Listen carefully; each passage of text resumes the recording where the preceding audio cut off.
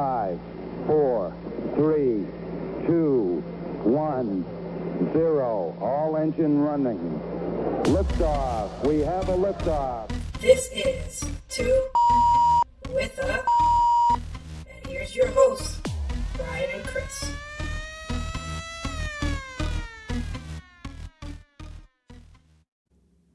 Buddy. Hey! We are back again. We are back. Another one. Man, First of all, beautiful shirt you're wearing. Beautiful shirt you're wearing. Because 83 on your head. 83, señores. Oh my God. 83 points by a guy who is scared to score. Buddy, you don't understand what this means. 83. Bam, and for those that are not following, Bam Adebayo for the Miami Heat scored a career high and second most all-time in NBA history, 83 points in an NBA regulation Right there. game. 83. And if you know anything about us and you know what Bam Adebayo means to this podcast, this is one for the agenda. This is one... I mean, I can't even describe to you, buddy, what this feels. What I'm feeling as a defender of Bam, my entire Heat existence since he's put on this jersey, and I could not be more happy for this guy. I don't have a single negative thing to say about him. This is the first time, folks. This is the first time. Negative thing to say about him. I mean, the most unlikely 83. I mean, I don't know how many NBA players I would have named before I even got to Bam. And not only 100. that, I would have named more centers above Bam by a long shot because Bam is not a scorer. He never has been, never will be, because he's always afraid to shoot. But 83. God, not only 83, but he had no Tyler Hero, No Wiggins. Powell, no Wiggins, no Khalil Ware. That is the starting five, essentially. Like the closing five when they close games, right? Like, Yeah, in essence. That's So their core. the They're four the other core, best the core players- 5-6 guys. well, yeah, it's the four of the best players on the team. It's Yeah. Bam and those four guys are the five best players on the team by a long shot. And the next leading scorer was 16 points by Simone Fontecchio. And by the way, set the record for most points scored by an NBA duo ever. Because Right. Wilt never did it. I think his guy scored. They didn't even crack 100. The second leading scorer. This is the first time that two teammates combined for over 100 points. You can't take that away from Simone Fontecchio. 16 points by him. Huge 16. Oh And my God, man. he had the I'm most just free over the throw moon. attempts and most free throws made ever. And for anyone that says unethical and too many free throws, all right, well, you This can has eat to a dick. be Eat the a most dick. negative Eat a I've dick. ever seen anything. And I think this has to do more with where the NBA is right now. I think it has something to do with Kobe. No, that has a little bit, but I think more with the NBA than anything else because usually any feat like this is universally celebrated, right? No matter what. And the people that don't like this are either, people from Kobe Stan who just ride or die for Kobe, Right. and or people who hate the NBA. They just don't have any joy. And right? people that have never scored more than 10 points in any Exactly. regulation organized game. So- Like, what's your career high? What's your career high that you get to talk down on at Bam's 83 Right. points? Here's my thing. Get the okay? fuck out of here, man. First, I want to be positive before we go in on the Kobe stands and the people who hate the NBA. That was, if you watch the game, right? If you watch the game, Bam had 31 after the first quarter, right? Which I had to double take on my phone when I saw the alert. Yeah, I had Like, the same I had thing. to squint and do this and look at it like, that says Bam 31. Right. And man, again, I reiterate, there would be times and there would be days and there would be weeks, my friend, where Bam would not look at the rim. I mean, you would So text to me come to if this he got point, 30 and say like, "Oh my God, he got 30." I'm like, "Oh great, the second time all year." right, and then he scores 4 the rest of the way. Yeah. Or he just forgets that what he did in the first quarter. So like that to me means so much because of the predicament and the conundrum that we've been in with Bam and our critiques of Bam Yes. throughout the years, and how we ride these peaks and valleys. That he starts the season slow, but then he finishes hot, and then another season he starts off hot and then fades, and you just never get the full compliment. Consistently, right? Like he'll do it for Correct. 2 weeks, he'll look like prime Kevin Garnett, and then he'll just slide. Which has like And always been my biggest right, criticism of him, because you're paying this guy next year $54 million and he's never consistent enough to be $54 million, right? Excuse me. So the last night was super incredible. The biggest thing I took away from last night, besides his incredible performance, was how much fun that arena was having. oh my god, I mean, I the would love to roar have at been the there, end of the man. first quarter, the roar at halftime. I mean, and then the third quarter was just honestly probably one of my favorite regular season games of all time that I'm always going to remember, because of how yes, he was doing something amazing, but the energy in that stadium, right? To have a team who is nowhere, middling, still selling out the arena, like always. We are still always a hard ticket to get. And to have that guy and that like give that joy to that arena. And then for Spo to be out of character in the Yes, fourth quarter yes, and just tell his other guys, bleep you, foul, so Bam can get the ball. bleep you. From that coach, this coach to do that, Unbelievable. this whole the Spo has a little bit of holier than now, and that Yeah. he's respect the game and do this, and like I was expecting him to take him out like 3 times. he never he'll never go at the refs. He'll never say anything, even mildly controversial about, the game or the refs or anything about the sport itself, the integrity of the Right. game. So it makes it even juicier, the fact that they were, you know what, bleep you. It's the Wizards. Yeah.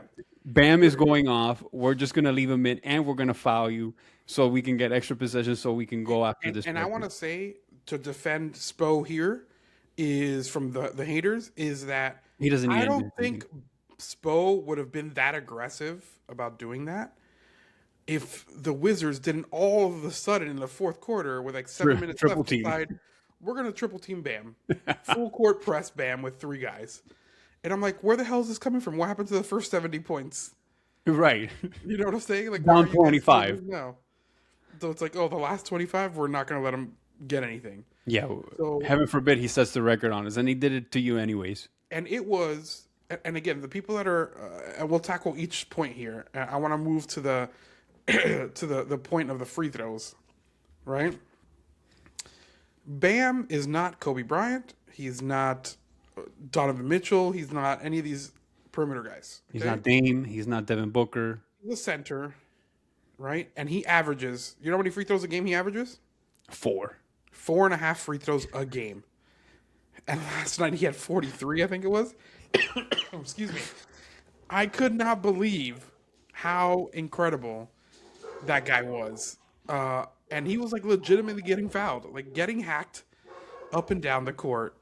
And it was amazing to see him do that. It was just such a joyful thing. I give credit to Bam. His mom was in the building. Asia Wilson was in the building. Asia was in there. I think I saw something that in that household now, the person who scored the active leader in points scored in a game in the WNBA is Asia Wilson, and now it's Bam Adebayo. I mean, these are heights that your favorite could never reach, man. I hope they stay together forever. To have it to happen to that guy, like, oh my god, it's and a good it's guy. really surreal, man. Yeah, a good guy who's the leader of this team, who gets a lot of shit, deservedly so. But for him to do that, he's such a good guy, and what a surprise guy for it to happen. And the fact that he actually got there, because Miami doesn't usually get a lot of these record moments. No. You remember Stanton was stuck on 58 forever, then he hit 59, Yeah, and then I was like, he might get to 60. And then he just, the last like 15 games was just hacking. Yeah. And I never think got he's stuck at 59, right? He's stuck at 59. He did win MVP that year, great. But he just couldn't get to 60, and it was tough. And I knew he was trying really hard to get 60. But as soon as I saw them, like, I thought he was going to take him out at the end of the third quarter. I mean, he had 62 after 3 quarters, breaking the Heat record. And I was like, okay, they're going to take him out. They're going to take him out. And he came out at the beginning of the fourth quarter, and I was like, oh, my God, Spo's going to let him do this. Like, yeah, run it up now. Run it up on LeBron. And I thought he was going to end, like, at 70. I was like, he's going to get 8 more points in the fourth quarter, and then Spo's going to take him out at, like, 3.5 minutes left. Like, get him a standing O. Great night for the Heat. Win. All that stuff, right? But then they just fed him the ball. Like, fuck you. We're leaving him in. To the lane. I was like, and then he was just throwing up shots too, like to the point where like, okay, all right, Bam, like I get it, but like, all right, chill, let's chill out, let's swing the ball. A couple threes, triple teamed. Yeah, I'm like, okay. But you know what? Those secretly, I was like, I hope one of those goes in. Yeah, I was hoping for one of them would go in, like one of those, Hail Mary, go to hell ball threes. Yeah. But and they would clank off the side of the rim. But who cares? Who the fuck cares? This guy got 83. I don't give a fuck what you say about ethics and this is not a foul baiter. Like this is a guy who averages 4 free throws, and they were legitimately fouling him. This isn't like Shai Gilgeous-Alexander doing it, or a Jalen Brunson, or one of these guys that are like grifters or free throw grifters. So yeah, it was really give all that shit up your ass. This guy came into the league with 0 offensive game. 0. He was compared to Clint Capella. I think Clint Capella was a ceiling, I believe. Yes, people in the draft. I remember watching this, and they were saying if he becomes Clint Capella, it's a good pick. They were comparing him to Clint Capella and Tristan Thompson and like these kind of guys. Yeah, and I believe they resurfaced Jorge Sedano's tweet when Bam got drafted, and they said he was a poor man's Tristan Thompson. Yes. And all this guy has done is work his balls off to build his offensive repertoire, become the best defender in the galaxy the last 4 years, argue with your mother, and still doesn't have a depoy, has become a consistent, 19, 20 points a game scorer while being... 18, 17. 19. He's averaged 18, 19. He's right there on the cusp of 2010. Like he's always flirted with 2010, it's always a little bit more, a little bit 19, less. 9, so. While being the most, impactful defensive force in the league. So spare me with your ethics and your shit, because guess what? When Kobe got 81, Kobe was taking every single shot in the fourth quarter, and he took every single free throw in that quarter. This is where I want to go, because I think that we need to have a conversation amongst the adults, because the Kobe stans are not going to like anything that we say here. But I think we need to have a conversation. Kobe Bryant was a great player. One of the greatest competitors of all time. The best tough shot maker of all time, I will say. That's probably Jordan still, but I would say he's a top 10. Kobe took a lot of impossible shots. He's close to a top 10 player. I don't know if he is top 10, but he is one of the greatest players of all time. He had an amazing career, 5 championships. He was an incredible competitor, right? The game he got 81, right? And people are like, oh, let's each complaint, let's do it one by one. They're like, oh, he's playing against the Wizards. Kobe got his 81 against the Raptors with Jalen Rose as the best player on the court. Yeah, 25-win Raptor team. Okay? In that fourth quarter, okay, Hit him, buddy. Hit him with some stats. The Lakers, in the fourth quarter of the game, that people were like, oh, it wasn't good basketball. I think I saw Tim McMahon online say, this is the worst thing ever. And it kind of wasn't. I'm not going to argue that. It wasn't great hoops. But I think it was something that we've never seen before. Right. It was more to do with the Wizards than it was the Heat. I think, so in the fourth quarter of that Lakers game against Toronto, the Lakers took 17 shots as a team in the fourth quarter. Kobe took 13 of them. Okay? Right. Kobe went to the line 20-something times. All right?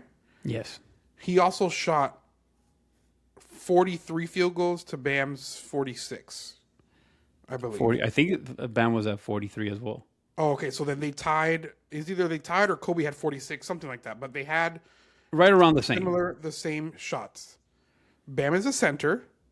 Kobe Bryant's one of the greatest shooting guards of all time. Right. Okay? And he is known as one of the most selfish players of all time. Mm-hmm. all the stories that we talk about and we love, oh, he wouldn't pass me the ball or he would just ball. That's who Kobe was. An inefficient shooting guard. Because he would, the things I complained about Bam and Bam shooting like 45%, right. Kobe would finish every single game 9 for 26 with like 35 points and like 15 free throws. Like that's who Kobe was. And we loved Kobe for that because he was an amazing competitor. But we do this thing in our mind, and I think this happens even more because Kobe had a lot of like, you know, like how LeBron fans are, right? They call Kobe fans. The cult-like following, right? The cult-like following. A lot of people have that. And ever since he died, and tragically, I might add, like super tragic with his daughter and other kids on there. It's just a whole family loss. Like just terrible, terrible tragedy. And who had he become? Like who had he become in like after post basketball was really shitty. Like to see that this like ambassador of the game, like you can definitely tell, like he would be like Michael Jordan is now, where everybody looks at him in awe, and he would be at NBA 75 and NBA 100 and NBA 125. Like he would just be at all these things, and it was really shitty to see. And then maybe his daughter makes it to the WNBA to see him over there, like. All of these things taken from us. I get it, right? So this whole thing about people like, oh, it's disrespectful for him to pass the record. Like that's what records are for. Like, did anybody care when Kobe made it to 81 and passed a bunch of people on the way? Like, does anybody care about that? There's dead people on that list. Like, and by the way, let's remind ourselves at the end of the day that we're still celebrating second place here. Like, correct. We're celebrating second place. It's a second place record. And not so first place, second. Right. And so even as controversial as the Wilt 100 is right now, you know, as cool it is now to, you know, to put on your tinfoil hat that it never happened because there's no footage of it, and that we're just going off of 100 for Wilt because it's just what we've been told our whole lives. I mean, there's a radio broadcast. There's a real radio broadcast. You can listen to it. It exists, right? The box score exists, you know. But there's footage of Wilt in other games, but we've never seen footage of that 100-point game. What year was that? 50? 60 something, I would imagine. I don't remember. I mean, we I don't know. Had cameras. You know, I mean, it was in black and white, but there's footage of Wilt Chamberlain playing ball. There's a radio broadcast. Like we can't like, I love the tinfoil hat on the Wilt Chamberlain thing, but I learned that there's a radio broadcast. Right, and it's in the record. Like the NBA hasn't gone back and done anything. Like it exists. It happened, right? And it is what it is. And I believe that it happens because, you know, Wilt was like 6'11" or 7 feet or whatever he is, and then it's you is the next tallest guy at that time. You know? Yeah. What are you? 6 Bob feet? Cousy. 6'1"? What are you? 6 feet? Yeah, 6 foot on the nose. Right. It's just me and you out there against Wilt Chamberlain. Yeah, against Wilt Chamberlain, just, you know, this mammoth. Yeah, he would get 100. He would get 100 points. He's probably like Angel Reese, where he gets all the rebounds and just. That's probably what it was. He's just like, you know, it was before dunking. Like he didn't even dunk it. He just, you know, just dropped the ball into the net. And not take a shot at Angel Reese. That's an internet thing, but I like her. She's cool. But yeah, so it's a. The point of the matter is that this is the most points we've ever seen score in high definition. That's the point. That was HD when Kobe did it. Yeah, that was like what, 2006? Did we have high definition then? Yeah, we had HD. Well, this is the most we've ever seen in 4K. Yes. How about that? Yes, for sure. There you go. It is, and First place. And it was incredible. It was fun. The crowd was amazing, and it's almost as if now again, 81 was a huge feat. Obviously, no one's ever done it. No one's ever scored 80 right before Kobe and Wilt, right? So it's like it was a huge feat. But when I say pick somebody to score 81 points in history, oh no, I could have given you a Kobe's like top 5 that you would pick on that list, right? Yeah, and for sure. the thing that I felt the best about for Bam, like I was feeling good for him when he finished with 62 points, 1 point more than LeBron for the Miami Heat record, which I think to him is huge because he's a Heat lifer guy who'll probably retire here. Yeah, 13's going up in the rafters. For sure. He passes LeBron in 3 quarters. It took LeBron 4. Yeah. Just saying. LeBron moves down even lower on the list behind, you know, it's probably, you know, Wade. He's number 4 now. Bam, Chalmers, and LeBron, right? He's probably number 4. Actually, number 5 because UD's on that list. Wow. So he's not even on the Rushmore anymore for you. I don't think so. I think it has to Bam be. just passed him. I think it has to be Wade Breaking number news. 1, UD number 2, Bam number 3. Actually, Chalmers number 3, Bam number 4. Oh. And the reason why I put Chalmers number 3 is because Chalmers Has won at every level. has won at every level, 2 NBA titles. He was the starting point guard for 2 championship teams that made it to You 4 are a NBA bleepo. finals. And he ended Linsanity by himself. I think Yeah, Jeremy Lin talked about it in a podcast. How everything. Oh yeah, the night that they shut down Insanity. And he listed Chalmers as By the guy name? who shut him down. Yeah, by name. It wasn't like the Miami Heat did this. He said Mario Chalmers. Credit to Mario Chalmers. Shut it down. Another notch on the belt. Right. Added So, to the Hall of Fame bust. Mario Chalmers for the Hall of Fame. Hashtag it. Put everything. Okay. But this performance was such a feel-good performance on a team that's like a middling team. Not anymore, buddy. We are so back. They are back, buddy. Like I don't know if, how much more convincing you need, but they're coming. They are dangerously looming, and watch out because nobody wants to play them in the first round. I mean, again, but we say that every year, right? No. We have not been able to say that the last 3 I just want years. to talk about Bam. I don't need to talk about how bad They're this team is. dangerously I just want to looming. talk about Bam, right? Bring the And then smoke. finally, I'll finish on the Show play me my thing. opponent. The standard of play at the end of the game. I want the Knicks. I don't want anybody. I want a first round pick. You're gonna get it. And now, the standard of play complaint. Oh, they were just feeding him the ball. They were feeding him the ball. Yes, they were. You're cooking when you have 30 in the first quarter. Yeah, you give the guy the ball. That's how basketball is. Again, I think in the first 3 quarters, of the game, it was okay because the Heat were missing 4 players, their best 4 players, Yes. including Bam. Quite literally, their best. They're missing their top 3 or top 4 leading scorers. Their 'Cause Bam top is 3 scorers and your other Bam's the also only not with other big man that you have that you can play He's with. literally the only other center on the roster. Okay, was also out.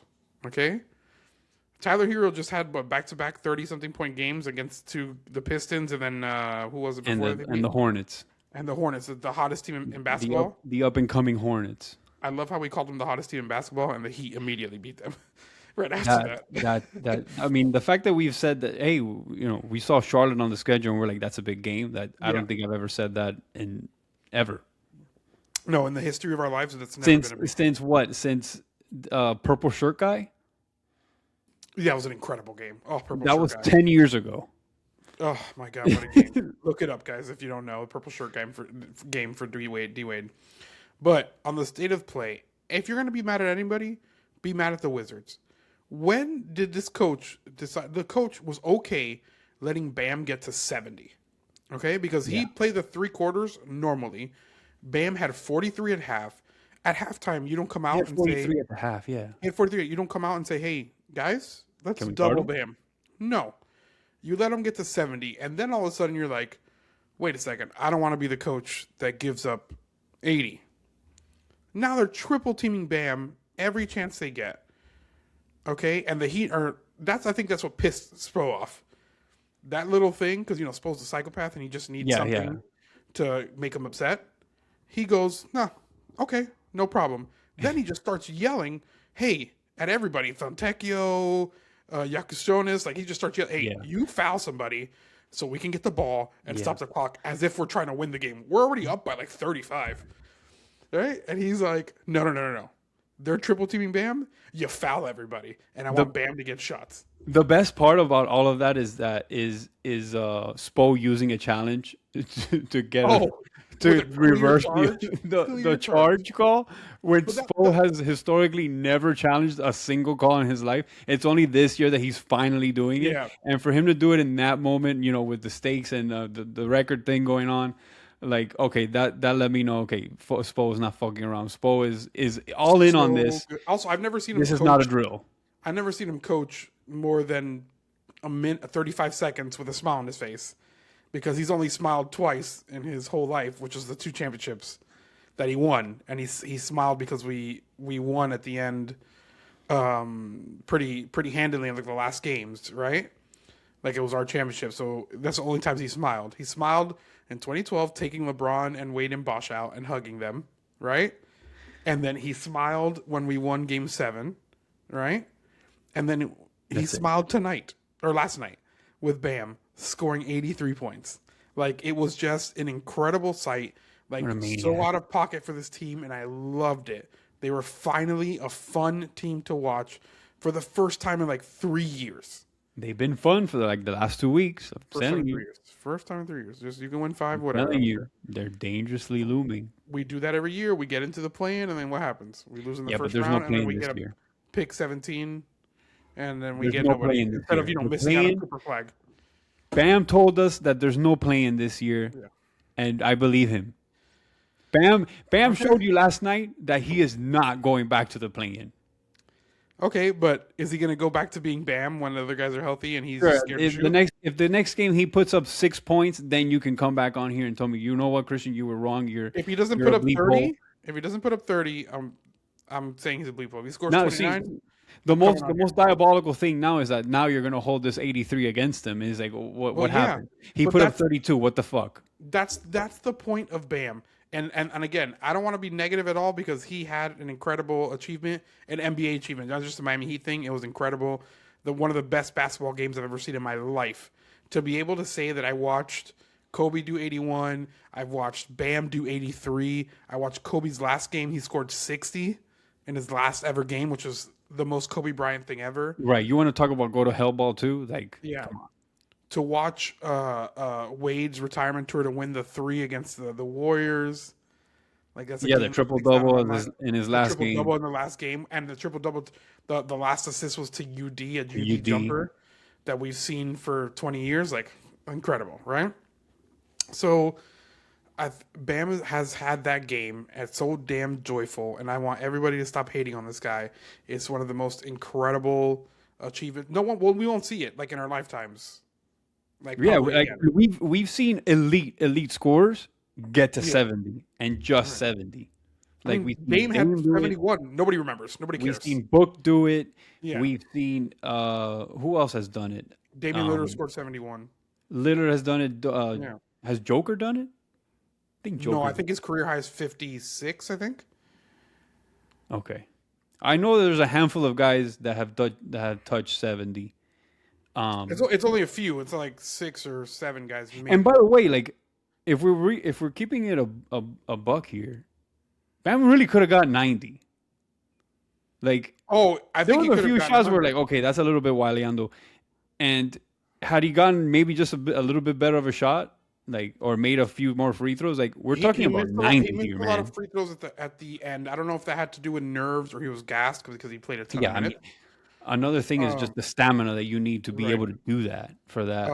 But I think if the Wizards didn't do so much triple teaming at the end that ruined like kind of the last few minutes of basketball, if they just kept playing basketball, I think he could have definitely sniffed 90.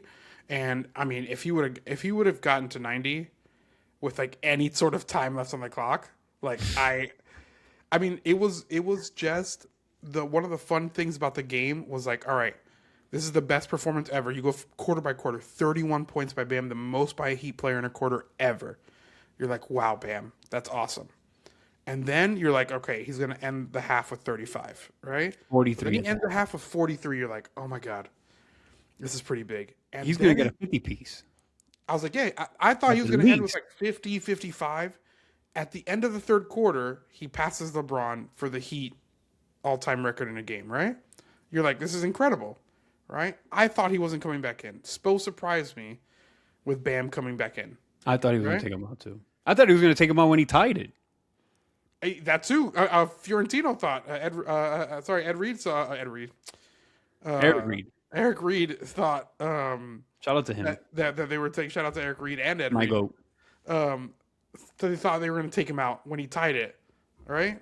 And they're like, "Nah, he's staying out there." And I was like, "Stay out there, man. Go get it." So good. Like it was such a surprising thing for them to. I act loved like it. this. I love that it was just a big middle finger to like, you know Yeah. what? Fuck your the game and the integrity and the respect and all this shit. Like we're going for something special. Like, and I loved it. And I don't care about the fouling and any of that. Someone is going for an 80 piece, bro. Yeah. Like you don't just take that away from them. You don't do everything in your effort and your within your team to not go after that. Especially given that how much time was left on the clock. So Bleep the haters. Let them go be miserable. middle finger in to the all, eat a corner. bag of dicks. Yeah, go and open up your closet in your Kobe shrine. Rub one out to Kobe if you want to. Don't care.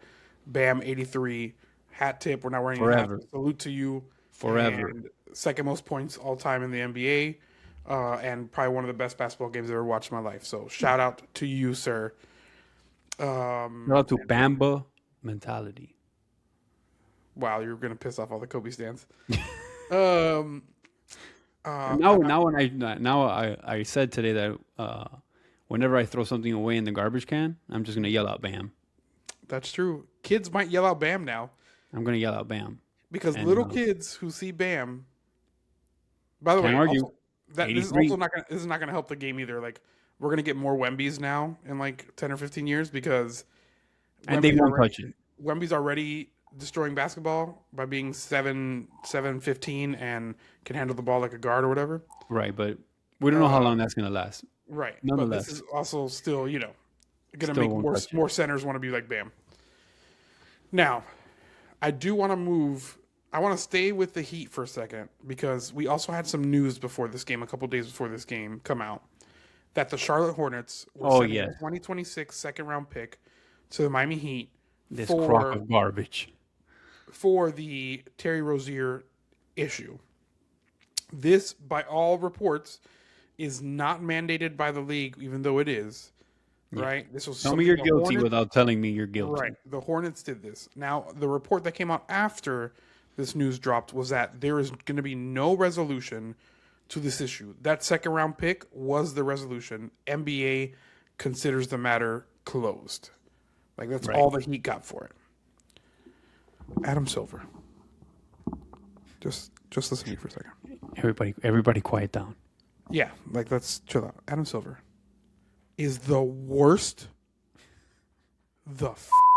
worst, the bleeping worst commissioner in any sport of all time. You think David Stern would allow a single player to gamble? Okay? Do you think David Stern would have let Bam get 83? Yeah, he would have let it. He would have You left. think it. so? David Stern? Yes. Would he let Bam get 83? Yes. If he saw that, oh man, we're in the third quarter. Bam has 70. What do we do here? I And don't he's think. I don't think he would. That guy has 70. You know why No, he wouldn't have no, let no, Bam we get can't do this. 83? Because there wouldn't be the Washington Wizards, who are clearly tanking and throwing out a bunch of no-name guys out there. Okay. By the way, we Stern didn't doesn't mention do it. that. We didn't mention it, but I think it has to be said. The fact that they were defending Bam with Alex Sarr and a bunch of other palitroques Yeah. isn't mentioned enough in the fact that he got a parade to the free throw line because nobody could defend him. I mean, Alex Sarr, I did want to have a positive note about that kid.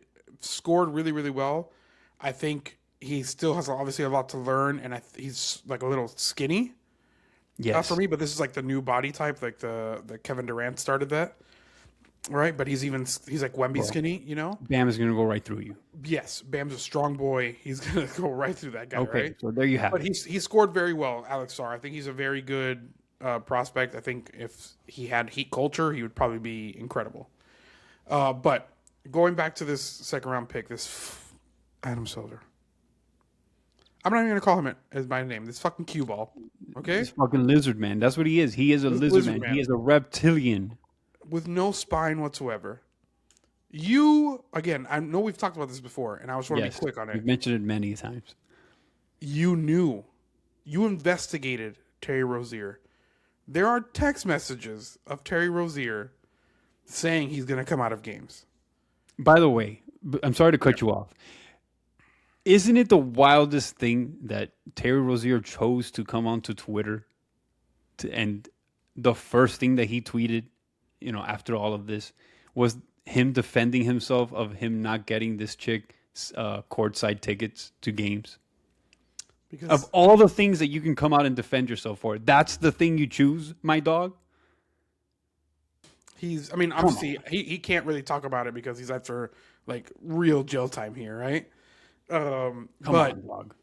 But I will say, like, this cannot be a resolution. There is no way in hell you steal from me, right?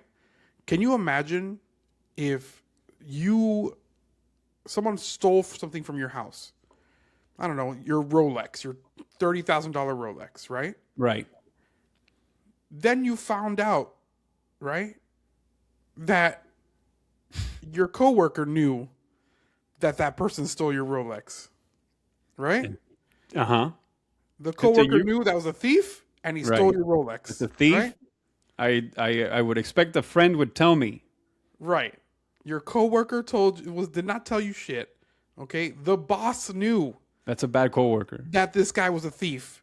Investigated him for a thief. Had proof that he was a thief, and said, you know what? If this gets out, this is not going to be great. So we'll cover it up and ship him off somewhere else. Here's a coupon for the movies.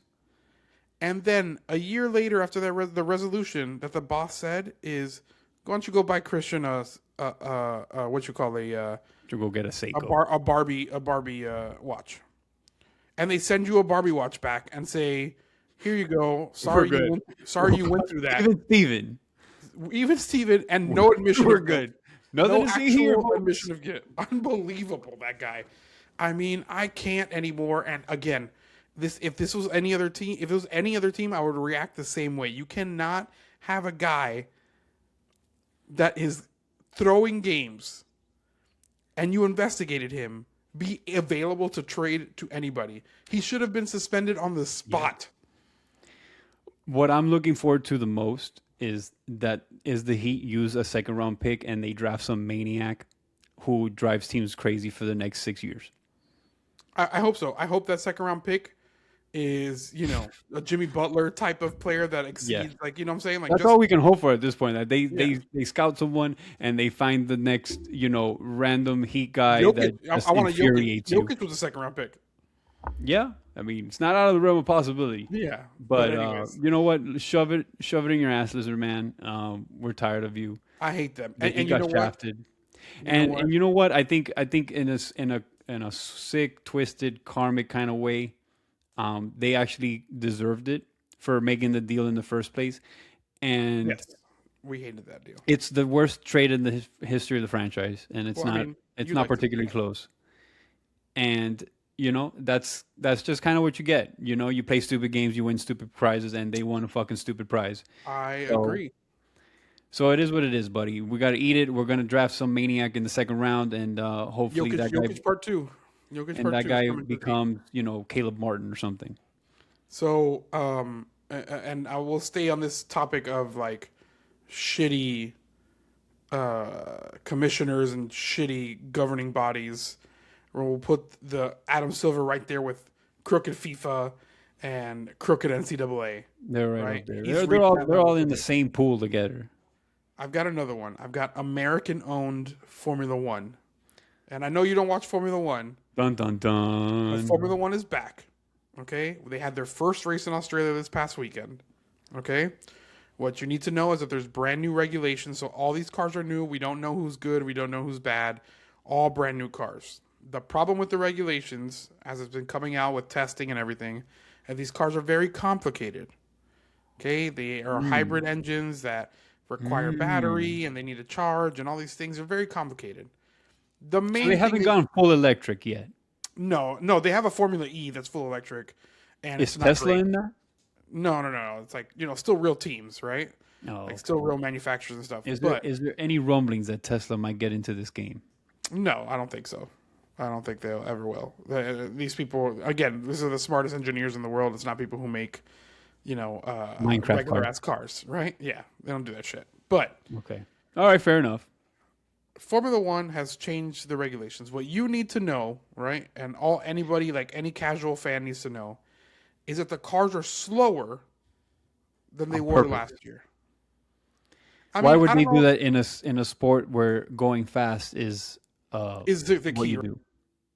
And I raise my hand, casual here. Why would you make a sport that where the cars are really fast slower? Right. Now, Formula One is the peak of motor racing. The best 22 drivers in the world, like without dispute, right? These are the best drivers in the world. You know who Michael Schumacher is, right? Yes, And he was around when we were kids, and He you was know in his cars. name, right? You know his name. You know who Lewis Hamilton is. You know who Yes. Max Verstappen is. Okay? These are people that transcend, these drivers who are winners transcend, just your bubble culture. Like even in America, they transcend, right? Around the world, people know who Michael Jordan is. People know who LeBron is, right? There's certain people that just transcend all of culture, sports. right? All of sports, all of culture, across Right. Ronaldo, Messi, everybody knows who those people are, right? So this is how that sport, right, that can make transcendent athletes, if they win, decides we're going to make a slower car, right, with like Talk to them. fake results of Fake look, results. we're overtaking more. Look at all the overtakes that are happening, right? But these guys we're literally slower. have to slow down on a straight road, which is when you have your foot to the floor. They have to take their foot off the gas at the end of the straight so their battery can recharge, so then they can defend or pass somebody. This year's pole time on the first race in Australia was a 118 something. The pole time last year was a 115 something. That's 3 full seconds slower than last year. That is an eternity in F1, folks. I mean, in eternity, in anything, watch a track race and see somebody finish that's 3 seconds behind and that's see a how long far time. that is, right? It is a travesty that these cars exist. Formula One drivers, Max Verstappen has been outspoken. A bunch of drivers hate the new regulations. I think they're going to have to do something sooner rather than later. But what Formula One did, and what here is where you will be able to chime in. Formula One decided to release a graphic on Twitter, and you guys can look it up. Go to the F1 page. Is they put 140 odd overtakes, 2026 Australian Grand Prix, Fake news. 2025 Australian Grand Prix, 45 overtakes. For anybody that watched the race, right? I didn't. You didn't. But everybody that watched the race, it was a yo-yo effect. Somebody hit the battery, you get passed. And in the next corner or the next straight, the other guy hits his battery and the other guy gets passed. So it looked very exciting in the beginning, right before they made their pit stops.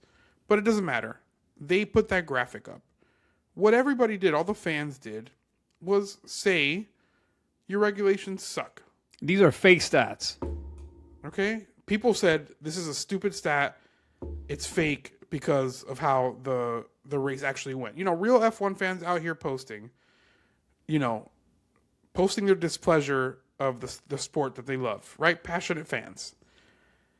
I go on Twitter and I see the little Twitter, a bot thing that tells you if something's true or not. And in there, the little message is F1. The community note? Yeah, community note. There you go. Okay. In there, F1 is censoring some posts.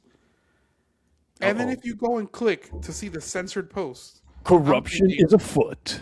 I'm thinking, hey, there's a bunch of, probably slurs, racial slurs, and, a lot of cursing. And there was very little of that, but there is some of that. That's always Yeah. there. It's I can't imagine that F1 Twitter is particularly spicy or No, it is like football, right? It's like world football. It's there's people that are terrible, right? really okay. I mean, because But- it's such a like a different class of sport, right? Where it's such a different. Yeah, it's for like uber demo. wealthy people, but regular people like us still watch the sport. I guess but rich people can get it. still be assholes, right? Right, exactly. And so there was some of that, but some of the Especially on the tweets internet. were like exactly what I said. One of the tweets that I saw said these regulations suck. That's the tweet. End of the tweet. sucks dick, man. Censored. Like, what are we doing, F1? You made more news by censoring posts and like arbitrarily just picking ones that are negative, which are almost all of them. And you made more news by doing that than you did for the race.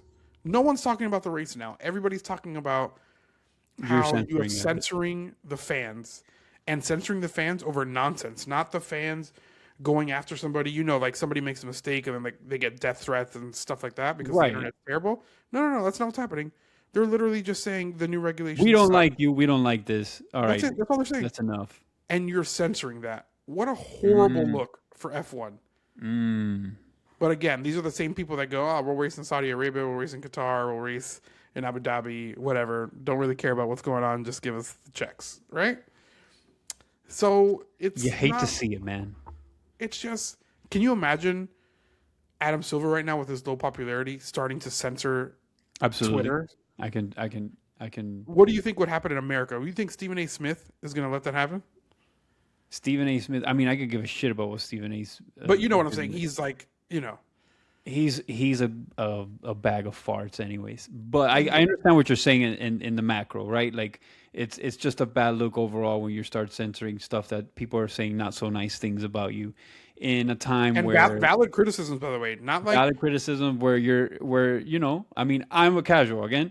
And you can say that the things that you've done aren't necessarily the best for the sport. Like I'm trying to come up with a comparison or a parallel in another sport that would be comparable.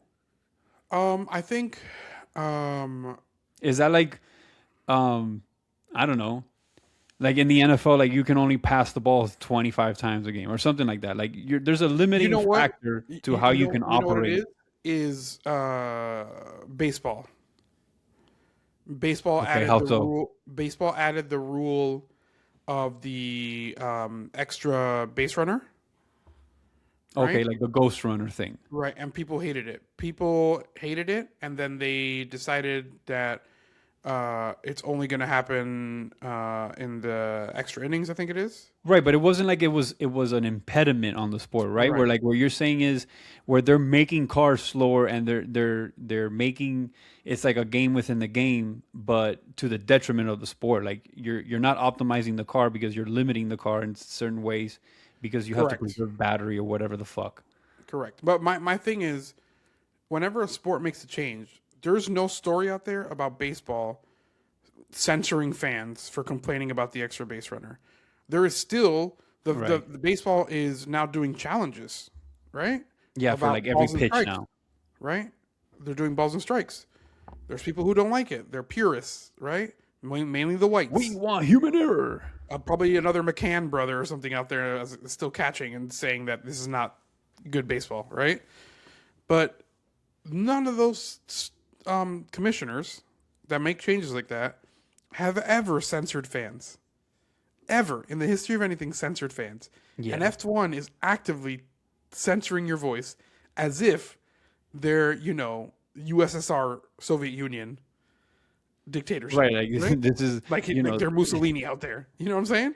This is communist propaganda. Censoring people and throwing people in internet jail just because it's Kim Jong-un, right? They're just you can't speak out against our government, man. I don't like the color of your shoes. Jail.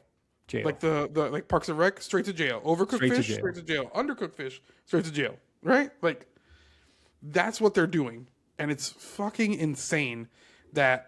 So we got to boycott F1, buddy. We got to watch F2. I'm still gonna wake up at 3 a.m. and watch China. So what are we doing? So but either we unite and we do something about this, or we take our efforts or take our eyeballs elsewhere, or we just sit here and we don't have any legs to stand on. We watch the Dolphins, we watch the Heat, and they're all bad teams. Okay, and last thing before we switch subjects, how does this new battery thing? How does that affect with the sonic or the audibles of the racing car? Because I imagine that the experience of F1 is a lot of audible and hearing the cars and all this stuff, right? Is that any sort of different because of the engine sound relatively the same. I think this has been like an old head complaint because when in 2014 started the hybrid era. And, now we don't have just the smaller engines, right? They're V6 engines, right? These are all V6? V6 engines. But again, remember that we have the smartest people in the world Instead of working for NASA or weapons contract people, they are doing Formula One and creating an engine, right, that can beat any V12, production car ever made, right? These cars are incredibly fast. They are fighter jets, essentially, but instead of having a jet, they have wheels, right? Okay.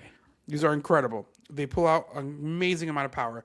Last year, which was the fastest version of the last generation of cars, they hold all of the track records, like these modern guys, like, Lewis Hamilton, Max Verstappen, all these guys.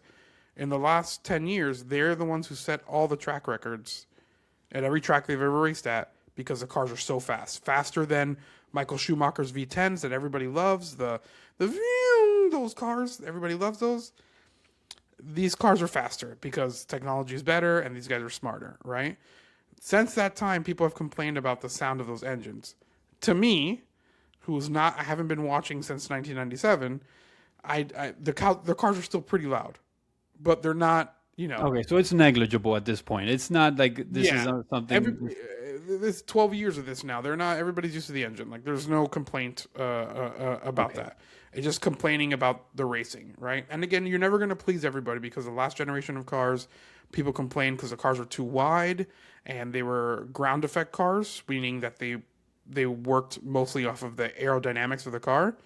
So it was very difficult to pass. If you got too close to somebody, like behind somebody, you would get a lot of dirty air and it would slow you down, right? Just normal physics of aerodynamics.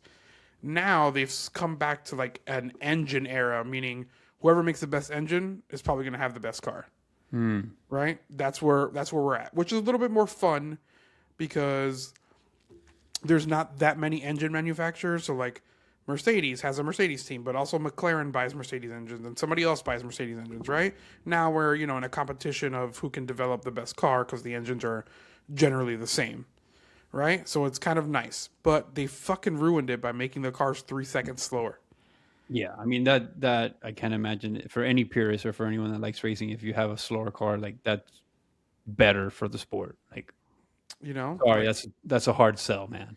Exactly. So we'll see how this year's goes. I think that they're, and again, these are all brand new. That the teams get faster and faster because they get smarter and smarter, and the more time they drive with these cars, they're gonna make it work, right? They're gonna make it work. But we saw cars set records, right, in cars that people didn't like, right? But they, at the end of it, were setting every single record because the cars were insanely quick, right? These cars are going to get faster. I'm assuming that next year, that 2027 Australia, they might be a second and a half faster than last year. But I don't think that these cars will ever reach the potential of, going faster than the generation before. They're gonna have to go backwards. So they're gonna have to tweak things and pivot from here. Yeah, I think so. I mean, there's already been like rumors that they're thinking about changing regulations already because the backlash is that the backlash is horrible, and it's not just the fans, obviously, because they've just showed you that they don't really give a shit about the fans, right? We're gonna go ahead and race in Saudi Arabia and then race in Miami and charge you more tickets, more money in Miami than it is to like fly to Canada and go watch the Canada race, right? Like it's they don't give a shit. You're rich and wealthy. This is not a rich prince sport. This is a wealthy man sport. Yeah, so you're wealthy, you get all the money. There's a big gulf between rich and wealthy. Right. This is what that sport is. So they don't really care. They just care about the money side. But this backlash is so much, and the drivers are out speaking. Max Verstappen in every interview, every chance he gets, shits on these regulations. And you can't say shit to him because he's literally the best driver, probably one of the top 3 best drivers in the history of Formula One. No matter how many championships he wins or loses, like it doesn't matter. Like he is that guy, right? And so you got to listen. Yeah, you have to listen. He's out here telling you, well, at the end of the day, it doesn't matter if I have 4 championships or 10. I've already won 4. I don't need to chase any ghosts. I don't need to chase Michael Schumacher's 7 or Lewis's 7. Like, I'm good. And if the regulations are going to keep going like this is not going to make me want to stay in Formula One. Like, Max Verstappen is that kind of guy. He is the best driver, hands down, the most talented driver. He has 4 world championships. He just cares about racing. All he does is race Formula One. And when he goes home, he does sim racing. Nice. Right? That He guy just had a loved baby. ball. He's racing in 24-hour Nürburgring soon. He did that like on a whim, like on a random day. He had an alias that put it on the car, and everybody saw it's Max Verstappen driving a GT3 car. And he goes to Nürburgring, which is like the old military place. It's like a huge 9-mile track, a famous one. And I'll do 24 hours of that race. This guy is a sicko, right? He's Michael Jordan. Yeah. He's Kobe Bryant. Just a sicko for racing. If he's not in an actual car, he's in a virtual car in his house. It's insane. Just love the Right? game. Just love of the game shit. You know what I'm saying? He's Kevin Durant, doesn't care about his ashy ankles. Well, I mean, now he does. He does now, yeah. He does now. He got a bag for it. But enough Formula One. We spent too much time on Formula One. I want to get to our last thing here, which is what's also going on because BAM interrupted all of the news. Is NFL free agency has opened up on Monday. There's been a ton of moves, right? Some surprising ones. I think we can start with the latest news and Lamar Jackson's team with the Ravens. This is a bad look, right? With them backing out of the Max Crosby. Yeah, please let everybody know what the trade was. All right, so they had a deal in place with the Oakland Raiders. We're going to call them the Oakland Raiders. That's what I know them as, and that's what they will forever be. So they had a deal in place with the Raiders to send Max Crosby to Baltimore for 2 first-round picks, for a pick 26 and 27. And that deal was in place. A guy even shaved his head for it, saying that if Max Crosby comes to Baltimore, I will shave my head. And boy, did that guy shave his head. And subsequently, 2 days later, a day later, the deal is called off. No deal. Rescinded the deal. Deal is rescinded, contingent on a failed physical by Max Crosby. So no deal. Raiders are stuck with their dick in their hands and no 2 first-round picks. And what do the Baltimore Ravens do? They pivot. And now, may I add, super nerd stat, well, not a stat, but historically, Baltimore Ravens do not pay their edge rushers. They don't. If we follow the Baltimore Ravens, they have historically always drafted them, ride them out, that first contract, and simply let them go. Or they trade them away if they can find a good deal. But they have never, even in their heyday, I think the only one that you can say with any sort of confidence that they paid was maybe Terrell Suggs. And he was kind of a tweener. He's not a pure edge. Yeah. So that's the only guy that I can remember off the top of my head that they committed like actual money to. Every other defense, every other iteration of this defense since I've been, following the sport. Haloti Ngata stayed there for I think an extra contract. Yeah, but he was a nose tackle. He was not an edge guy. Yeah. Nonetheless, they never pay their edge rushers. And now, as of today, they signed Trey Hendrickson, formerly of the Cincinnati Bengals. Which is great in division. Like, what a great... Which is great for division drama. He goes from the Bengals, and now he's going to be sacking Joe Burrow twice a year. But so what I don't like about the Ravens, and I think this is why it's a bad look, I think they had buyer's remorse with the 2 first-round picks. Again, the historical aspect of this trade was that the Ravens have never traded their first-round pick, let alone 2 of them. They've never done that. There was the first time they had done it in like 20 years ago. Yes. Yeah, so 31 years, something like that. For a vet. It's like they never do this. So this was a huge story, big deal, and then they rescind it. Now, I saw also today on Twitter the report come out that the Ravens planned to trade for Crosby and to sign Hendrickson. Yeah, that's a load of shit. Bullshit. I'm going to tell you right now, that's full of shit. Yeah, I agree 100%. Like, now they're trying to release something like that through the media, to say, let's try to save face. That's BS. Max Crosby, by the way, is going to take a ton of drugs this year, whether he's hurt or not. And when he plays the Baltimore Ravens... 4 years, $112 million, by the way, to this guy. Well, how much guaranteed? Let's see. They say how much guaranteed, but while you look that up, look, they decide that, hey... $60 million fully guaranteed. $20 million signing bonus. That's a lot of money.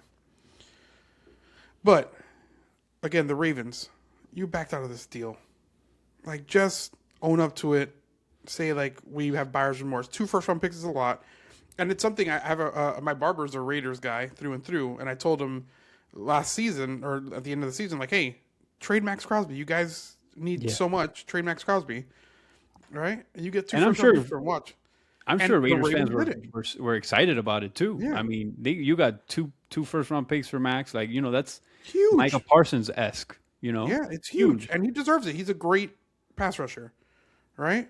Like, 2 first-round picks. They've spent $127 million in free agency so far because they paid the center to make him like the highest paid interior lineman of all time. I mean that really fucked the market up. I mean they gave that guy Linderbaum like tackle money. Yeah, tackle money. It's the most money ever for interior lineman. It's bad news for the Dolphins for other reasons, but. Sure, but I think they expected that, like, because they no, but he like blew the second highest paid guy at that position is like $8 million less than what. Yeah. But I think that everybody expected the Raiders to spend a ton of money on players this year, especially the offensive line, because they are going to draft Fernando Mendoza 100%. It's not a secret. He's going number 1 overall. They have the money, and again. The best thing in football is not just a good quarterback, but a good quarterback at value, meaning you don't have to pay somebody $50 million. Look at the Miami Dolphins having to eat $100 million of Tua money, right? And not have, any chance to do anything. They traded Minkah Fitzpatrick to the Jets for a 7th-round pick. That was unfortunate. Just to dump salary? I mean, we could have not traded him to the Jets, but, can't wait for Malik Willis to throw 3 interceptions right to Minkah Fitzpatrick twice a year. He's not going to do that. So he's going to get a pick against us. Minkah Fitzpatrick. I mean, he had 1 pick last year, and that would have led the Jets. Yeah, but again, good for the Jets, right? They get something really cheap for which I still do not understand what the Jets are doing. Well, here's the thing, though. Also, like to be fair to the Jets, if I hand you like a Porsche, right? It's a 2020 Porsche. Okay. But who is the Porsche here in this example? Minkah Fitzpatrick. It's a 2020 Porsche. The transmission's been changed. Okay. Right? But someone comes to your house and says, "Hey, I'm literally selling it for $1." You wouldn't just have a Porsche sitting in your driveway for $1. I don't care if it runs or not. Like, I mean, I get why it's. I'm not saying that it's a bad value, right? No. The Jets are a mess, and they're a whole different topic. What I'm saying about the Miami Dolphins, right? And this is where, front office, like, have some awareness. Anybody would have given you a 7th-round pick for Minkah Fitzpatrick. Anybody. Well, I mean, why are we trading him in division? I guess that's fair. That's a fair criticism. But I think the premise or the idea behind it or the motivation behind it was because they had to get cap compliant. No, I understand that completely. You had to get all your money. You had to dump the money, right? Because you're taking all the dead money and all that stuff. There's other places to dump it to, not to the Jets. But anyway, it doesn't matter. But it's the Jets. It's the Jets. It doesn't really matter. So I don't know how we got into the Dolphins topic, but what I'm saying for the Ravens here, right? It's just a fucking horrible look to rescind that trade. And I hope Max Crosby, and I really like Myles Garrett, but I hope Max Crosby breaks the sack record next year. Do you think he ends up anywhere else? You think someone else jumps in on him? Because I can't imagine that he goes back there and they're like, "Oh yeah, come right in." Like it's tough that has to be awkward. The Raiders have spent almost all of their cap space already in free agency. It's a little weird, right? Who are the Raiders signings besides Lindblom? They signed somebody else for a lot of money. You go ahead and look that up. Yeah, look that up for me. But they've signed. They spent a ton of money. Tyler Lindblom, his deal is 3 years, $81 million, $60 million guaranteed. Right? They've signed the linebacker from Philadelphia, Dean. No, Kobe Dean. Yes, they gave him. He got paid money, through a 3-year deal. They signed Quay Walker. He has a 3-year, $40 million deal, like $28 million guaranteed. They brought the Cons kid back, $11 million. They signed Kwity Paye, 3 years, $48 million, $32 million The fuck is Kwity Paye, Brian? He was a former first round pick. He had. Okay. He was on the Colts. He got drafted by the Colts. You got 30 and a half sacks. 30 and a half sacks. No idea who the hell you're talking about. In 5 seasons. That's not bad. 30 and a half sacks in 5 seasons. Not too bad. He's another pass rusher. They signed Eric Stokes. Right, he's come back, $30 million deal, $20 million guaranteed. So in short, the Raiders are drunk and they're just spending money because they have to. Right, and they have it. Like, why not? Because the kid is going to be and you're paying a lot of bad team tax. So that's normal in free agency. Yeah, but I mean I like some of their moves. I like the Quay Walker pickup. I like Nakobe Dean. I think he just kind of got flexed out of Philly because they just have so much money committed to what's his name the linebacker Zach Bond and interesting one from the Philadelphia Eagles is former Dolphin Mr. Phillips went to the Carolina Panthers on a 4-year $120 million deal. $120 million. I'll tell you what, I like the deal by Carolina. They made the playoffs last year Bryce Young looked way better, and he's still cheap. Like, go get a pass rusher. I don't think Jalen Phillips is $120 million good. No. But he has potential, but he's been hurt twice. Big injuries. He did help Philadelphia, but $120 million is a lot. But I understand, like, you're a bad team tax. You got to overpay. But this is the time to do it. Like, the time to do it is when your quarterback is cheap. Go do that. You can always move off the money later because the cap doesn't mean anything in NFL. They can restructure money all day long and make it, whatever they want. Like, oh, here's another signing bonus. It's $75 million and doesn't count towards the cap. Don't understand. But I like the move. The other big move, Kenneth Walker, Super Bowl MVP. To the Chiefs. And here come the fucking Chiefs. They did trade Trent McDuffie to LA for like $1 million first-round picks. That is another thing. Just like the Ravens don't pay edge rushers, the Kansas City Chiefs don't not pay their corners. And they always get like one of the best corners in the game every and then Trent McDuffie right now is on the Marcus Peters career path where I think he just became the highest paid corner when they gave him the extension in LA. You get drafted by KC and you immediately get traded to the Rams, and so he's on the Marcus Peters arc right now as we speak. But I think it's a win-win, right? Because I think so too. Kansas City needs the ammo.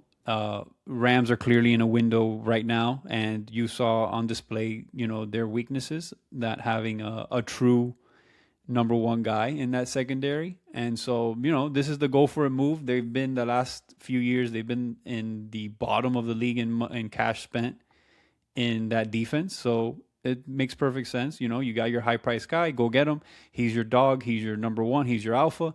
And we move. Yeah, I do love the move by both teams. Kansas City gets their picks, and they're probably going to get another corner in this draft. Yeah, they're going to draft McCoy probably the best corner in the league in 3 years, and then he'll get shipped off to LA again. The last one draft Mansour Delane in at probably. 9. Yeah. The one I wanted to talk about that was the most recent, and we'll finish up with this one, is Mike Evans to the 49ers. Like, shout out to Mike Evans. What an unbelievable career for the Bucs. A little bit heartbreaking. Of course, a little bit heartbreaking, but you knew it was going to happen. But it's a good fit. Super Bowl champion to the Bucs, 1,000 yards every single year of his career, except last year. But he was hurt for a lot of it. Yeah. Bona fide Hall of Famer, like hands down. I mean, he's been in the league 10 years and he's got over 10,000 yards, and he had the record for the most 1,000-yard seasons in a row. Bona fide Hall of Famer, I think. He makes it. And he's got the Super Bowl ring to solidify he's an Hall of Famer. My one thing with the 49ers, this whole conspiracy with the electrical thing. The electrical thing. Yes. Which I think they're moving, by the way. Yes. I mean, once I learned that, I was like, okay, it all makes sense. Right. Like, how did you guys not pick up on this? The the funny thing is Mike Evans, who just came off his most hurt season of all time, and he does get hurt quite a bit, but Yeah. he always plays a lot of games. He's a tough guy. Like there's nothing concerning about him. But this guy who was just hurt goes to the most hurt team in the NFL. Mm-hmm. It's kind of funny. Yeah, I understand why he wants to go over there, but yeah, that one's kind of a head scratcher. Like, go to the 49ers to go get hurt again with a bunch of other guys that are hurt as fuck too. Like, yeah.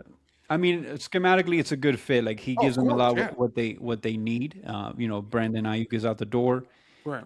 You can't put all your eggs in the Ricky Pearsall basket just yet. You don't know if you're going to get the 17 games from McCaffrey again. That might never happen again. So it's But a, big it's a target little to bit risky. Purdy. I love it. Love it. Big target to Purdy. You This get guy's a another touchdown target for Purdy. Like, Purdy can throw fades like the best of them. Like, really good. You still got Kittle. Like, I think I love the move. Sad to see Bucks legend go away, leave the state of Florida, but he's been awesome. I've always liked Mike Evans. I liked Mike Evans when he came out of the draft. And yeah, just a sad, but Hey, go get hopefully your money. I mean, and the writing was on the wall, right? Like they Yeah, of course. drafted Ibuka.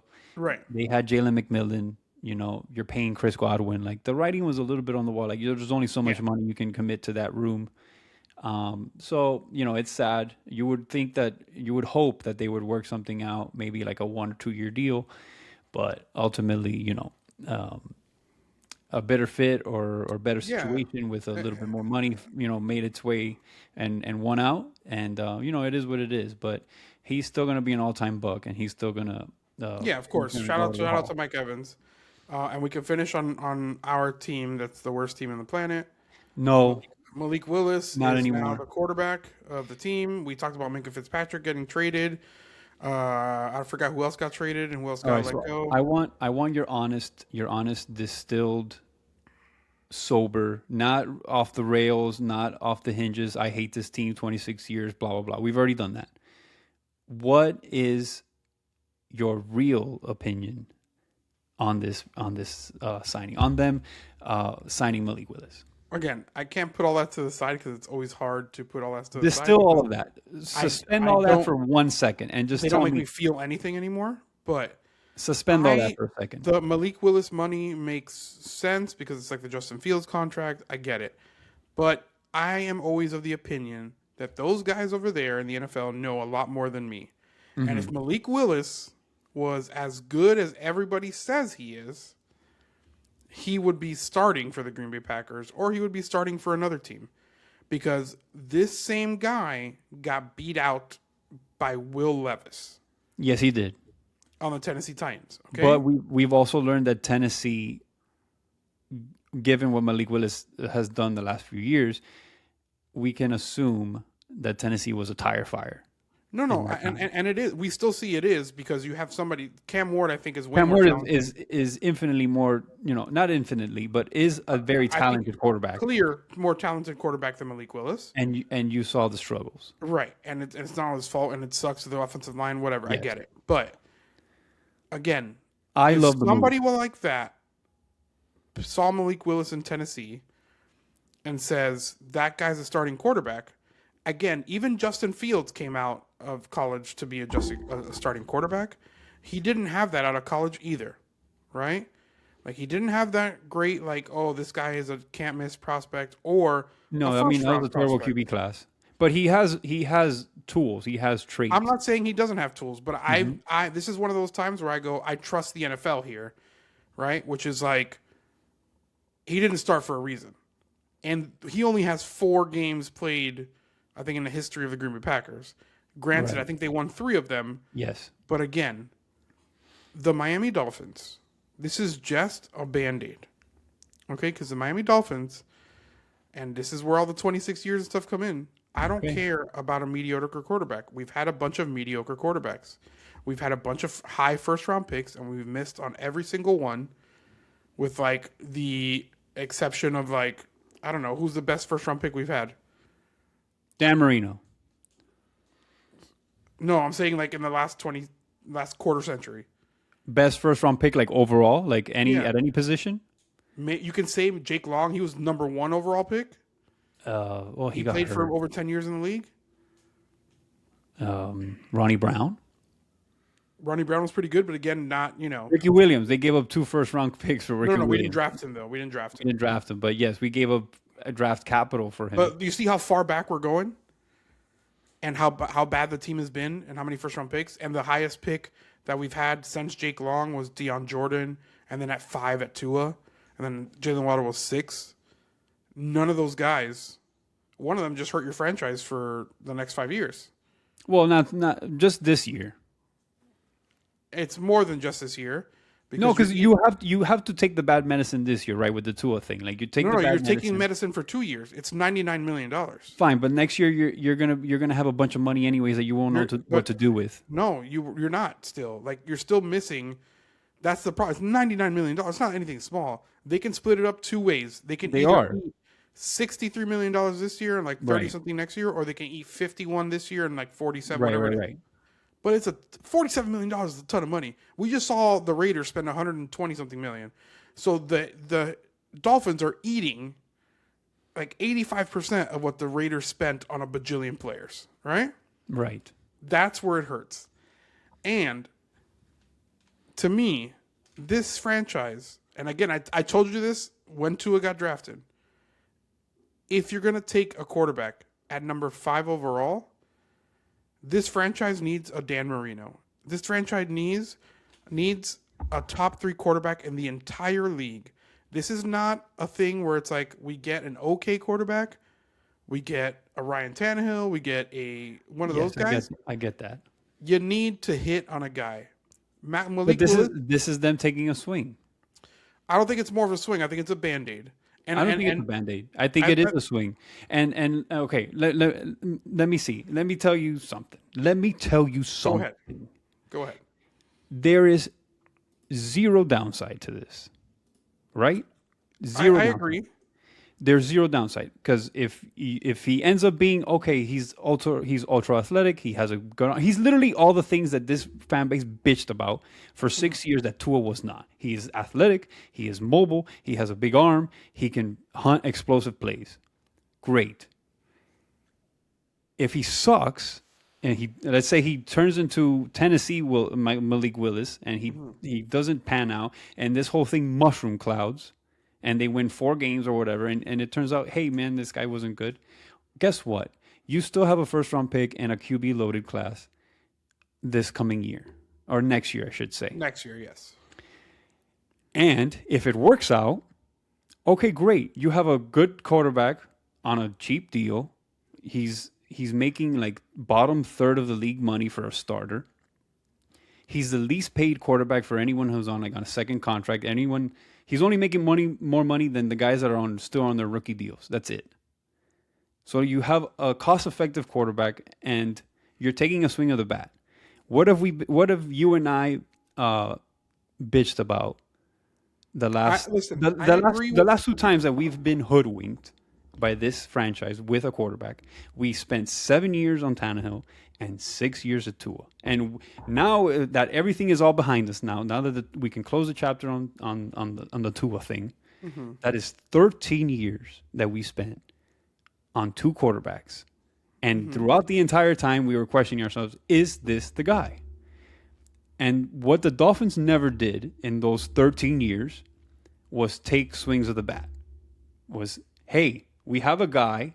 We're not sure if we have a guy, but we're just going to hope and pray that he is. But here's the thing where I will push back. Those were the swings of the bat. Right, but you didn't swing in you only took 2 swings of the bat in 13 years combined of those 2 guys. But listen, this is not like getting a pass rusher or wide receiver that you can just dump. Okay? With the rising number of quarterbacks, like salaries, right? Like that's what they're making, this crazy money. Tua's making $100 million not to play, right? You drafted Tannehill at 8, which was a swing of the bat because he was a wide receiver, right? Then you take the swing of the bat at Tua, which everybody thought was a sure thing, even though I never liked him. But right? in the interim of all of those 2 picks, you did nothing to supplement that quarterback room, which is the exact opposite of what the GM that just arrived from Green Bay, who you and I have spent time on this beloved podcast and said and sang their praises. We have sang their praises because You sang for their praises. 30 years, hold on, let me finish here. For 30 years, they have gone from Hall of Fame quarterback to another Hall of Fame quarterback to potentially another Hall of Fame quarterback. And what did they do each and one of those times? They drafted a quarterback while they still had the other one on the roster.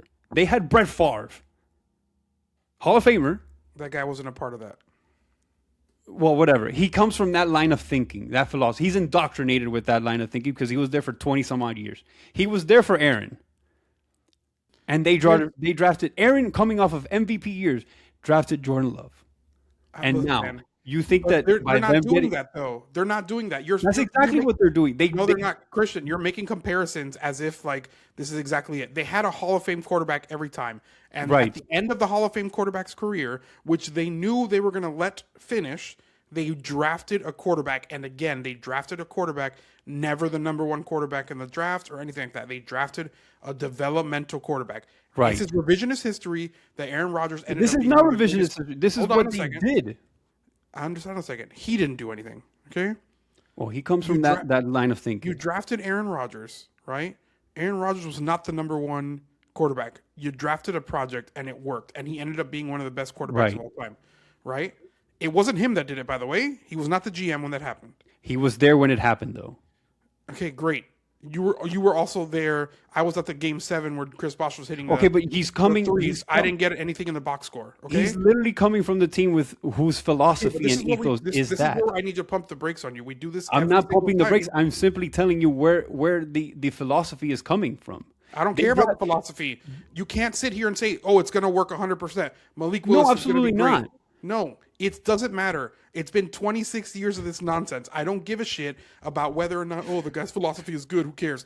Everybody's philosophy is good. That's what matters. No, it doesn't. Because we've had, you're saying in 26 years you haven't believed in a single philosophy? It's bullshit. You thought Tua was the guy. You sat here and screamed at me that Tua was the guy. We literally had a GM whose philosophy was no philosophy. What was Chris Greer's principles? Did you love the Tua pick? I love the Tua pick at the Scream at time. me? Did you scream at me to get Tua? Yes. Guess what? You were wrong again. Okay, but what I'm telling you from a different angle is that in the time that they had Tua and Tannehill, they never swung the bat. This guy, they swing the bat, and by paying Malik Willis what they're paying him, does not prohibit them. It is not prohibitive from them taking a quarterback even next year, even if he does do good. They still might take a quarterback next year. Why? Because they're going to do it until they figure it the fuck out. Malik Willis, QBR, 13.3 in 2022. Malik Willis played one game. He threw 5 passes, 4 of 5. 4 of 5 completed against Baltimore. They lost the game. It was 74 yards. He was sacked 4 times, and he ran for 17 None yards. of that is relevant right now because 2024, a good year for him, Yes. right? Great year for him. And by the he way, had a in a QBR system that is very 124. similar to the one that they currently run. He threw in the 1, 2, 3, 4, 5, 6, 7 games that he played. He threw a total of 3 touchdowns for those 7 games. He was really good. 2025. He played 4 games. He threw 3 touchdowns, so he's getting better. He's throwing almost a touchdown a game instead of last time he only threw 3 touchdowns per every 8 games. Let me tell you something. That's one way to look at it. Again, this is the BS where I think this is why I think almost all fans are crazy. No, they think the that they fans know that I think more. are crazy are the ones that are miserable and want this team But to tank. The only people don't- that don't like this pick or like this signing are people that want to just tank. But we should tank, is what I'm saying.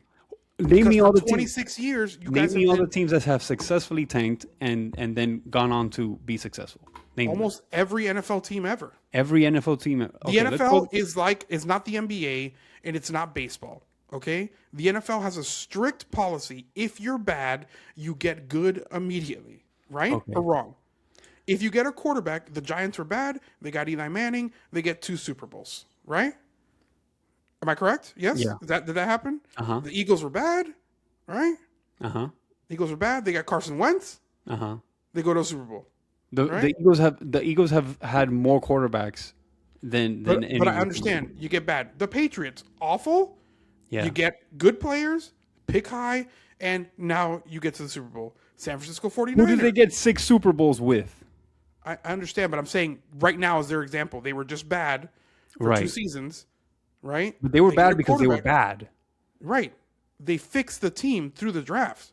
They haven't fixed the team to the draft. We've literally talked about how the Patriots have not been good at drafting. Did they get to the Super Bowl? Yes or no? Yes.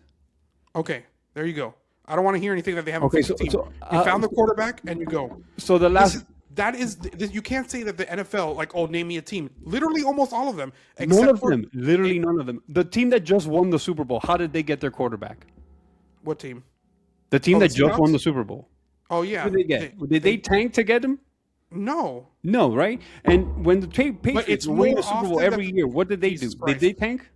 So No. did have the Dolphins tanked it all for 26 years? No. And they still... And it what doesn't matter. have they done? That's it. Your argument's over. The argument's over. Okay. You so lost. They haven't won a single playoff game, and they've been to like 3 in those 26 years, and they didn't win them. Like, it's not the fact that they have not just won a playoff game; they've barely been to the playoffs. And one of the seasons was like a fluky ass season because Tom Brady went down, and they had Matt Castle out there throwing quarterback. I don't want to hear that this is like every other sport that tanking doesn't work. Tanking does work in this sport. Doesn't work. Very rarely do teams not be bad for a year and then come back, get a high pick, whether it be a quarterback, whether it be an offense, it doesn't matter. If they are bad a year and they pick high, they usually get good players and they go on. The outlier franchises are the Dolphins and the Browns, and that's the list. Right? You're the list. You're so wrong. How am I wrong? Tell me. Tell me the list. Okay, so did the Chiefs tank to get Patrick Mahomes? No, right? Because they had Alex No, Smith. but And they were pretty bad before Alex No, they Smith weren't. They showed were up. winning 10 games with Alex Smith, and they drafted Patrick Mahomes. I said before Alex Smith. Okay, were but pretty they bad had before Alex Alex Smith, Smith. right? You're But going to the playoffs and you're a winning team. you're only tying it to a quarterback. I'm saying teams that just in general, you get somebody good, whether that be you need a quarterback or you don't need a quarterback. Some teams are really bad for a year, even if they have a quarterback or 2, and then they get a bunch of good players and then mix them with free agents because that's how football works, and then they win the Super Bowl or they go far or are perennial playoff teams, right? The Bills were really bad for a really long time. The Bills Right? were bad for a really long time, and even Yes. then, they didn't get Josh Allen with the first pick. They got Josh Allen in the middle of the first round. That's fine. Again, that is fine. But I'm telling you're saying tank as if the only way to get the guy is with the first overall pick. Like, no, it I didn't. has I to be didn't say Trevor that. Lawrence. But we've already proven that the Dolphins can't do anything. This is not a regime problem. It's a franchise problem. We always get the wrong guy, no matter who it is. And you can't. I don't understand how you can dispute 26 years in a row of the I'm same not disputing bullshit. the 26 years. I'm disputing. Then there's nothing you can say to me that says that if you agree with me for the 26 years we haven't done a single thing and we've been bad, we've been mediocre, but we've never been good, right? Nothing. No 2 things have not worked. Okay. Right, but those 2 things have not worked. But the reason I'm Don't arguing tell me why that it Malik hasn't worked- Willis. It's like you saying Jonnu Smith is the answer. Malik Willis isn't going to be the answer. Giving this guy a 2-year contract and be smart about it isn't the fucking answer. It's never going to be the answer. We don't know if it's the answer, but We know it's not. But my point is that they are swinging the bat, and you can't get a hit if you don't take They've your bat swung off a the bat a shoulder. million fucking times. They don't. That's the thing. They swung the You're- bat twice in 13 years, Brian. They never invested in the quarterback position. But you're only is my concentrating on the point. quarterback. They're never going to hit on the right one. They don't know how to do that. The crux of the whole problem is for the last 26 years has been that they can't find a quarterback. And that's my point. If you do And something bad if for you 26 can't years, and find you're the quarterback. you're expecting if them to be you good don't now. draft, if you don't pick the quarterback. Malik Willis is the answer. And I'm not saying he is. I am saying the They didn't draft idea Malik of Willis. So are you going to taking- say, if he's good, are you going to say, oh, well, the Dolphins, you're going to put them in the same category? The Seahawks, did they draft Sam Darnold? No. I'm going to say the same thing if the Dolphins reach the Super Bowl. Did they draft Malik Willis? No. My No. point is. The point is that you need to swing the bat. Oh, there it is. So you're talking out of 2 ends of your ass. I'm Either not it's a talking about draft 2 or ends. it's- I've literally free been agency. consistent with the same point. I've been But- telling you that they need to. Yeah, keep but you swinging also the bat. refuted my point with Sam Darnold saying, did they draft him? They didn't draft him, Okay, so they didn't draft Malik Willis. but they had no problem moving off of Geno Smith to get him. Yeah. Is they my did- point. didn't They have- swung didn't the have a problem. bat. They swung the bat. Is my point, Brian. But you can't say They that didn't sit still Hold on a like second. the Dolphins You have can't with say- Tannehill and Tua. okay, this is where the Tannehill one I agree. The Tua one I don't agree because you are the biggest Tua sexual. Right, but now we're looking at it in You've given retrospect, him right? the most opportunity, which means you never wanted this franchise to swing the bat because you have Tua. Don't swing the bat. Don't ruffle the feathers because you have Tua. And now you're saying, I love this team for swinging the bat on a guy that has played 8 games in a total of 5 years or whatever his career has been. And you're saying, well, this is the best. They swung the bat. And then They're swinging the bat. on the same token, you say, don't swing the bat on this terrible quarterback that everybody saw he was bad except for you. Like, you can't have it both ways, buddy. You have to pick. It's not both ways. It's learning from our past mistakes, right? We can admit now that the Tua thing didn't work out. After 26 years is when you're learning. This is the year. Buddy, I'm simply saying from a philosophical standpoint, from where the GM is coming from, they swing the bat. That's it. That's all I've ever wanted. I haven't seen proof of that yet. Okay, but they're literally, they went out and signed the only quarterback that's available because there's no one in the draft aside from Mendoza. He is not available. He's not an option. They went and got the best guy. And now we see if it works out. And if it doesn't prohibit them from taking another swing in the draft again. What I'm saying is you're giving too much credit to these guys who had literally no other option. And the options that were out there is Kirk Cousins, this guy Malik Willis. What else? Kyler Murray's out there, right? Yeah. These are the 3 options. You're taking a swing on the unknown, which in this case is the best thing because the other things, the other available quarterbacks are all proven. It's a hard thing to do, given the direction of this franchise. Okay? It's not a hard thing to do, but it's the right thing to do. I think, given the situation. You know how hard it is to make the wrong move there. Out of those 3 quarterbacks, Kirk Cousins washed, never been that great. He's washed. Kyler Murray is the same as Tua, right? To that Arizona Cardinals fan base. You're not going to make the same mistake twice, right? All it leaves you is with Malik Willis and the hype around Malik Willis. I'm sure there's plenty of people in the fan base that would have been okay with signing any one of those guys that you mentioned. I understand, and I would have been okay with it too. You need a quarterback. You can't throw out Quinn Ewers out there. So get the guy with the highest ceiling. I guess, of course, but that's like saying that's it. That's all I'm saying. Yes, but you're giving this guy an amazing amount of credit for fucking signing like the most obvious player in the world. It wasn't the most obvious. But there's not a question. We weren't where sure your franchise is right now. Everything that you know about the Miami Dolphins, where the franchise is right now, the most obvious thing is to sign a guy for that contract for 2 years, knowing that it's going to take 2 years to get off the Tua money. You sign him for the cheap contract, right? And he has the most upside. You know what Kirk Cousins is, and you know what Kyler Murray is, right? You take the guy with the most upside. It's the easiest thing. It was not a surprise that the Miami Dolphins signed Malik Willis. Nobody was surprised. That shit was underreported because everybody knew Malik Willis was going to the Dolphins because it doesn't make any sense. It doesn't make it any less good of a signing. But I'm not going to give credit for people to being like, oh, I found a shopping cart at Publix, and there's just in the shopping cart area. Like that's not. I'm not going to give you credit for that. When all the other shopping carts have one wheel, then yes, you get the. It's very easy to pick the good shopping cart when you see that all the shopping carts are missing wheels, and you pick the one that has 4 wheels. Not that the wheels might not fall off, but you pick the one with 4 wheels. That's not something I'm going to go, oh, greatest GM of all time. I'm going to give him so much credit. That's not what we're doing here. Well, but that's not what I did either. But I'm just saying that he deserves credit for at least swinging the bat on doing that and being an NFL GM because we haven't had that in 7 years. Congratulations, you did it. There we go. Like it just doesn't make it. It doesn't matter. It doesn't matter. But that's the thing is, it just doesn't matter. It will. None of this matters. You know what wouldn't have mattered if they would have signed Kirk Cousins or Geno Smith. Then it wouldn't have mattered because you're not playing for anything. There's nothing for you to learn. There's nothing new. Yes, you're making my point exactly. But then what's the point of anybody with a brain? Why do we even play the games if we're going to trot out there with Geno Smith? What are we going to learn? I understand, but that's why I agree with you 100%. That's why I say it's the easiest thing. You saw it, I saw it, everybody saw it. Okay, so then just say I agree with you. You would have made the same signing. So then just say I agree with you, Christian. No, I agree that anybody would have made the signing. I'm not going to suck this guy's dick and say he's the best. He fixed the team. The team's not fixed. Not Period. Yet. Not yet. We still need a focus. Okay, believe again. Believe again. And you'll be wrong for a 27th year this season and a 28th series season after that. It's going to get to 30, 35, and you're still going to be wrong. Like, that's just It is what it is. Like that's what it is. It's not going to be wrong. It's just having a proven process to building this. Yeah, team you're going to be wrong. You've been wrong for 26 years with hope on every single one of those seasons. Well, I mean that's the point of. That's why we watch sports, buddy. Yeah, but I'm just saying if you get beat for 26 years, maybe you should leave the relationship. Okay, then leave it.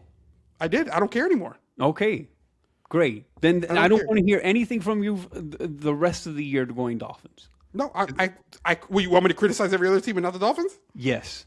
No, because you don't that's not care, right? criticism. You don't care. You don't care. But I don't care about other teams. We just criticize the other teams for signing Jalen Phillips for $120 million, right? Like you just criticize the Raiders for signing Tyler Linbaum to $70 thanks a lot. Now it's $700 million. It's going to cost us in signing Aaron Brewer. Thanks a lot, Raiders. Listen to me.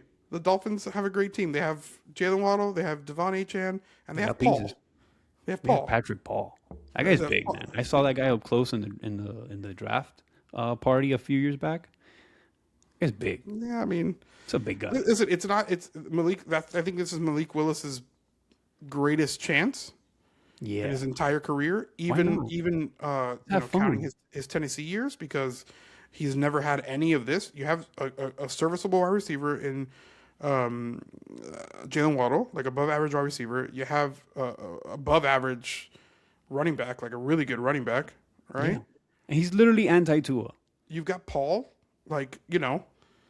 We're still bitching and moaning about this. Call him Paul. I don't know what his name is, but it's Paul. You got Paul. Like this team is way better than the Tennessee offense is not even close to being as good as far as weapons as the Dolphins right now.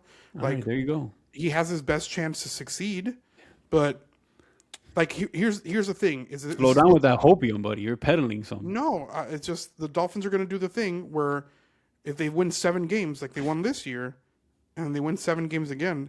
Now this guy is going to get a contract like Tua did. Well, we don't know because what this guy has told us is that he's going to keep drafting quarterbacks until they're blue in the face. They're going to keep drafting quarterbacks until they get it right. Best GM of all time. Not yet. Best GM of all time. Let's go home, buddy.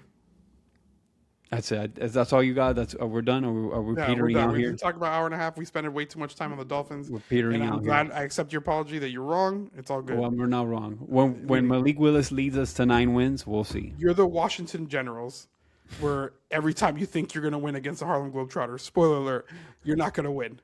Okay, so that's where we're at. Until the day of the day, too, buddy. I'll be here, and you'll be like, you know what, Christian? They need to play somebody, right? So if you want to be the loser, go ahead, buddy. You're still getting paid like everybody else, so it's all good. We'll revisit this later in the year, and we'll see where we are with Malik Willis. Yep. All right. Top 8 pick next year.